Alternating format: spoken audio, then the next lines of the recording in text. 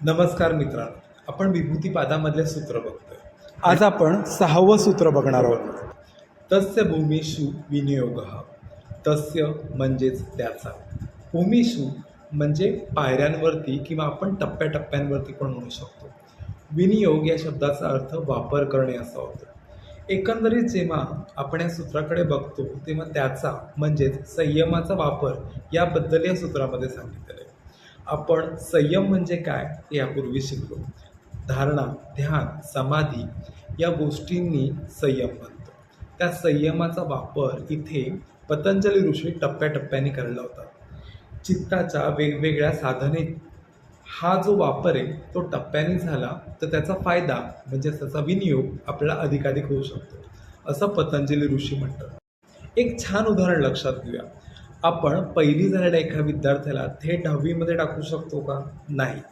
त्याला पहिली, दुसरी, तिसरी अशी मजल दरमजल करतच 10वीपर्यंत पोचावे लागते. म्हणजेच ह्या पहिली, दुसरी, तिसरी या पायऱ्या आहेत या त्याला पूर्ण करूनच 10वीची परीक्षा देता येते. आपण आणखीन एक उदाहरण घेऊया. मला एखाद्या विद्यार्थ्याला भूमितीची प्रमेय शिकवायचे तर थेट त्याला भूमितीची प्रमेय शिकून जमणार नाही. त्याला सुरुवातीला त्याच्या लहानपणी अंकगणित शिकवण्यासाठी 1, 2, 3 हे आकडे शिकवायला लागतील. त्यानंतर 1 + 1, 2 हे देखील त्याला शिकवायला लागेल. हे त्याला व्यवस्थित कळलं की तिथून पुढे गणिताच्या पुढच्या पायऱ्या होतील आणि शेवटी कुठेतरी भूमितीची प्रमेय त्याला अवगत होते.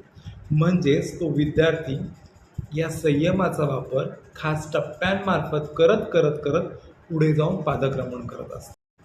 अजून एक छान उदाहरण घेऊया. मी जिमला जातोय. जिममध्ये मला वेगवेगळ्या साईजचे डंबेल्स दिसतात आणि ह्या डंबेल्समधला थेट मी 100 किलोचा डंबेल्स उचलला आणि व्यायाम करायला लागलो.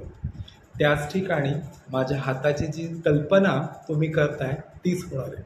माझे बायसेप्स अगदी दुखायला लागतील आणि मला अजिबात जिमला जायचा मूड होणार नाही. म्हणजेच जेव्हा मी सुरुवातीला जिमला जातोय तेव्हा जिममध्ये उपलब्ध असले 5-5 किलोचे डंबेल्स मी पहिले उचलणार, व्यायाम करणार, नंतर 10 किलो, नंतर 15 किलो असे टप्पे पार पाडत मी 100 किलोपर्यंत पोचणार आहे. हे झालं दुसरं उदाहरण. आपण इथे देखील त्या संयमाचा वापर केलेला आहे आणि हळूहळू पायऱ्याने म्हणजेच 5 किलो, 10 किलो, 15 किलो असे करत करत करत 100 किलोपर्यंत पोचलो आहे. अजून एक छान पटकन समजेल असं उदाहरण सांगतो. मला हिमालय चढायचं आहे, पण हे करण्यासाठी मी थेट हेलिकॉप्टर घेऊन हिमालयाच्या टोकाशी जात नाही. का? तर माझी कदाचित ऑक्सिजनची पातळी खालीवरती होऊ शकते. यासाठी मी काय करतोय, थोडंसं चढलं की मी माझा बेस कॅम्प तिथे आखतोय, तिथेच राहतोय, माझ्या ऑक्सिजनच्या लेवलचं संतुलन तिथे करतोय. त्याच्यानंतर काहीसं परत चढून माझा दुसरा कॅम्प असेल, तिसरा कॅम्प असेल, असे कॅम्पचे दरमजल करत म्हणजेच या पायऱ्या करत मी ह्या हिमालय पर्वत चढतो आणि एकदम शेवटी मी हिमालयाचे टोक गाठतोय.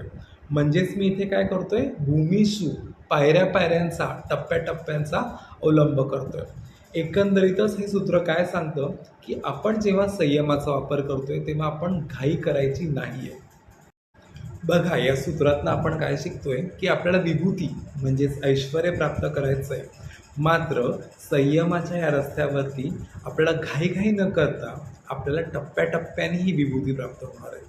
विभूतीशास्त्रामध्ये अजूनही रहस्य तुमच्यापर्यंत पोहोचायचं आहे. ते रहस्य तुमच्यापर्यंत पोहोचण्यासाठी माझी रंजक उदाहरणं तुम्हाला ऐकून घेण्यासाठी तुम्हाला हा चॅनल सबस्क्राईब करायचा आहे. आवडला असेल तर लाईक पण करायचं आहे. तुमच्या मौल्यवान कमेंट्सची मी नेहमीच वाट बघतोय. लवकरच भेटूया एका नवीन सूत्रासह. तोपर्यंत धन्यवाद.